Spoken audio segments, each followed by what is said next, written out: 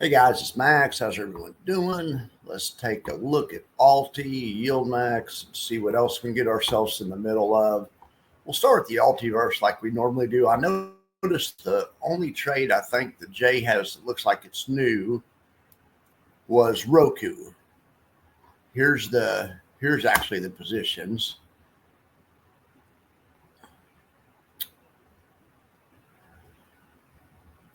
There, okay. So Roku, he has 800 or 8.3 million shares, or no, wait. I'm sorry, 100,000 shares, and then he's done 1,000 covered calls essentially. He is shorting for Christmas Eve the 88 strike call, but then he's simultaneously or approximately buying the 79 strike put that also expires Christmas Eve. So if Roku goes under $79, he can't lose any more money than that. That his loss is maxed out at a price of Roku less than 79. And this overlay is maxed out. The good thing is if the price goes nowhere, he'll make money. If the price goes up, he'll make money. If the price goes up a lot, they'll make a little bit of money, but also they'll make a little bit of money. If the price goes up a lot, what they'll do is they'll cover and they'll try to roll the option out. Or they'll try to roll the whole structure out, I would imagine. But anyway, we'll see what happens with this. This should be interesting. Option strat, use my affiliate link if you want. You don't have to, it doesn't matter. But put in Roku. All right. And then put in covered call. Change the expiration to 27th. He sold the 89, so there's the 89. And then you have to add buy put.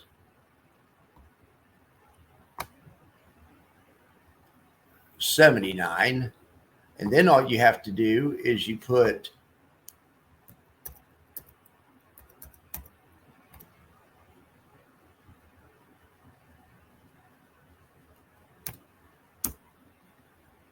in however many shares it was.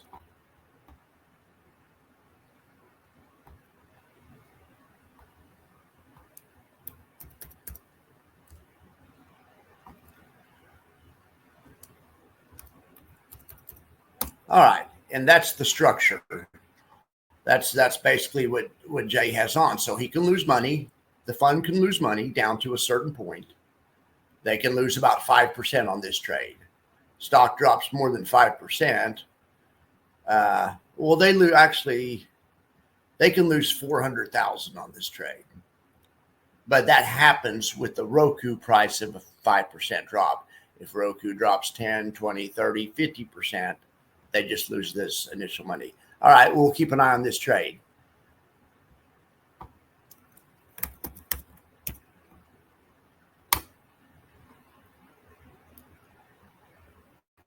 Let's see what else Jay's got going on today.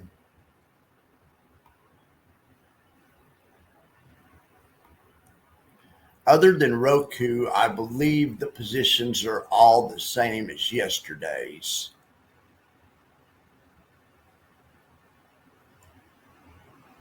Yes, I do. So here's the ULTY. So I made an ULTY grid with an ULTY chart right here. Let's see how we're doing.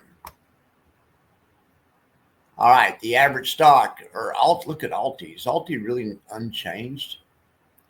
I don't think that's right. Let's look back at the ULTY grid and see if that's what it's saying. Look at that. It says 0. Let's make sure it's right. Yeah, it should be. All right, but still, because I don't trust Google Finance, let's go to Trading View and see what it says for ULTY.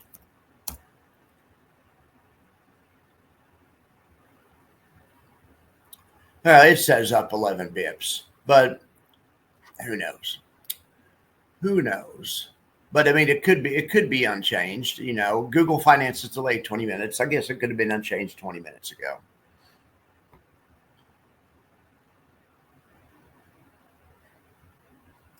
The average stock's up about a little bit less than half a point, mainly because of JBL, it looks like. Look at that.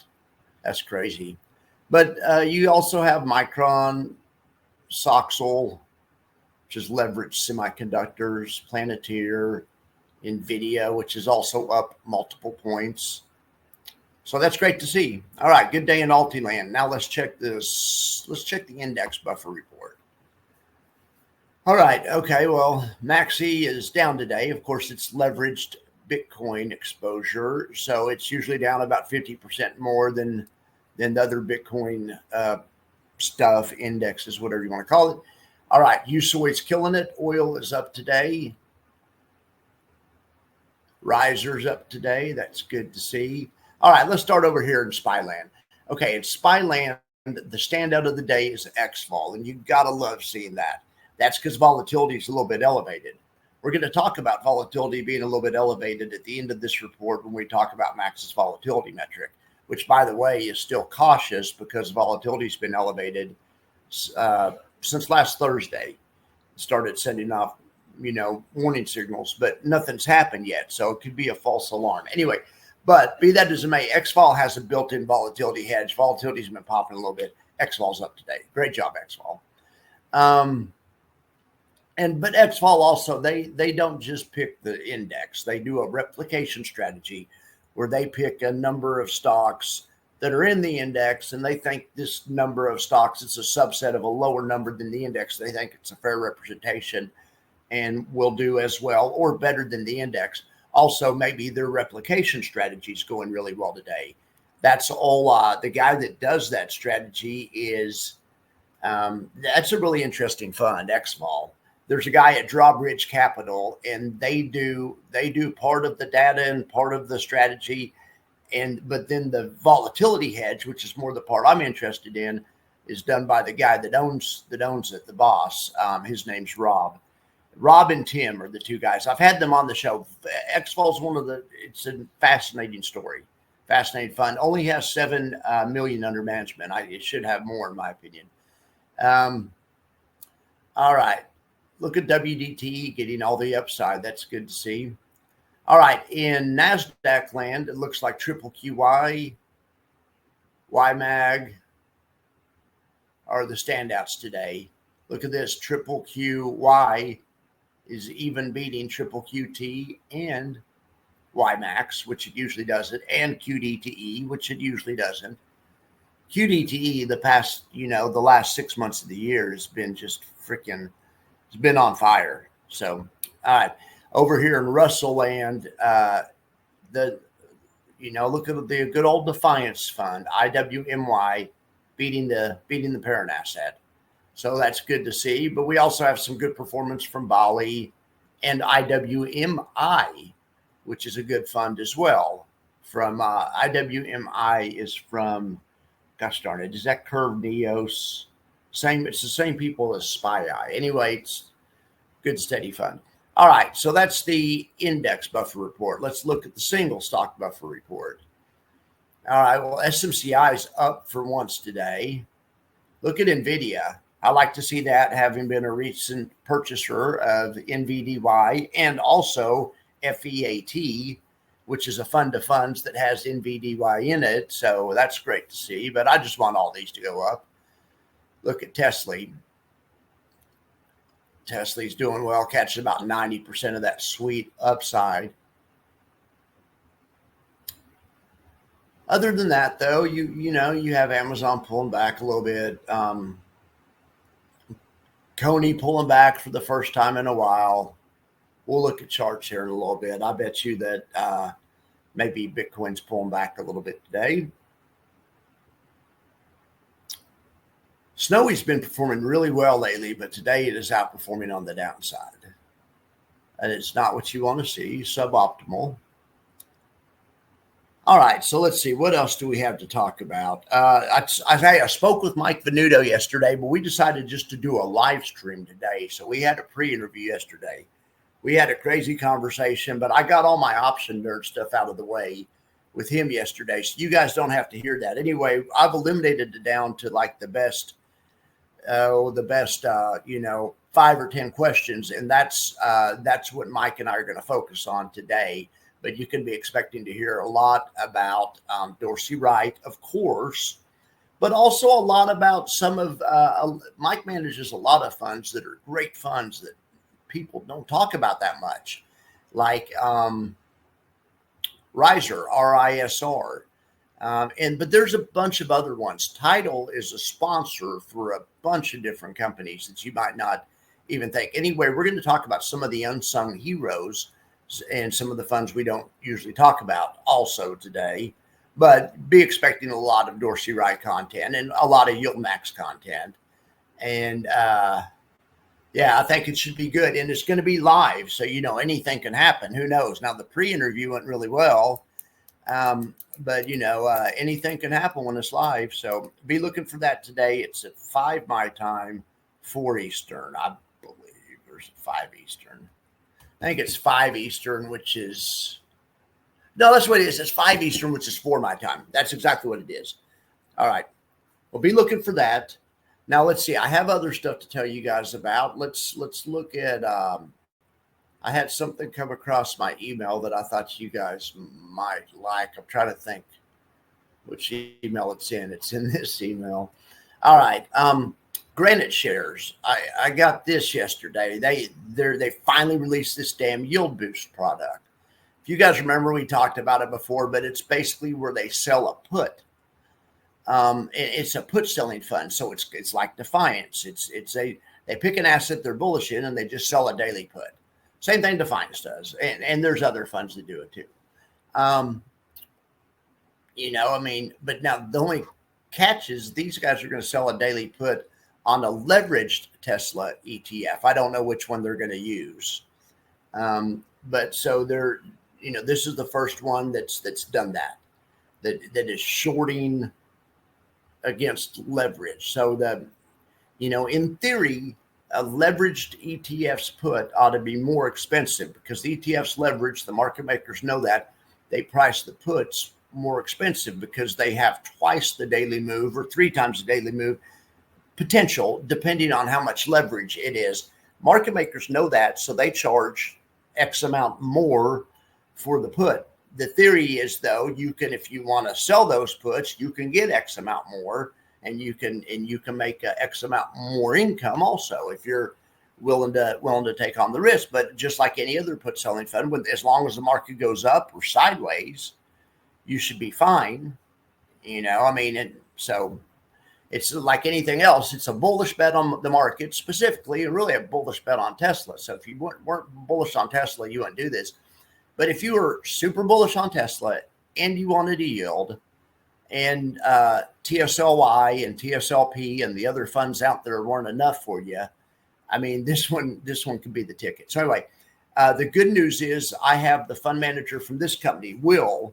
He's going to be on the show tomorrow. So tomorrow. So we have Mike today, Will tomorrow. So be looking for that. I'll probably just go ahead and do Will's live also. So it'll probably be a live stream, but be looking for that. All right. So let's talk about Max's volatility metrics. Let's see what in the hell is going on with the market. The only thing I'm a little bit concerned about, I'm not trying to alarm people, but we just look at this every day and we just kind of notice what volatility is doing. My volatility metric has been cautious since last Monday, and the market's really gone straight sideways since there. And it's really, and to be honest, it's still cautious. I'd love to turn this back to green, but volatility, this is a daily chart of volatility, is going up at about a 45-degree angle. The trend of it's up. The 200-period moving average is sloping up. I mean, that's cash volatility. VIX, here's VIX of VIX, volatility of volatility. To me, it's more pronounced and it's further. The middle line on this Bollinger Band is 200-period moving average. This is a 200-period moving average Bollinger Band. But I'm not saying that this means the market's going to crash. I mean, tomorrow this could start coming back down and the market could go back up. This thing can't predict the future, But when it's on this side, especially when it's trending up on this side of the moving average, we're cautious, and that worked out really well in August for us. So we'll keep an eye on that. What else should we talk about? Oh, yes. I'm going to have separate content, but I showed you guys how to do a put ratio back spread that got us through Friday the 13th. If the market would have crashed, if the market would have dropped 5% on Friday the 13th, or, even if it would have dropped yesterday or Monday, you would have made $500. If it dropped 10%, you make $1,500. Anyway, it's a kind of a doomsday hedge. Well, the good thing is it didn't cost any money, because look, it put it on for a credit of $98, and right now I just saw it was up. It's up $33. Anyway, so we basically had free insurance. It's time to take this off, because the problem is the risk is on the last couple of days, because here's what the profit and loss graph looks like right now. If we were in the valley of death, it'd be a $75 loss. We aren't. But as time goes by the next few days, and then as market declines, probably end up right there in the middle of the valley of death. It's best just to take small profit. Doesn't even matter if it's a profit. It's just that it's not a loss. So we had a week's free insurance.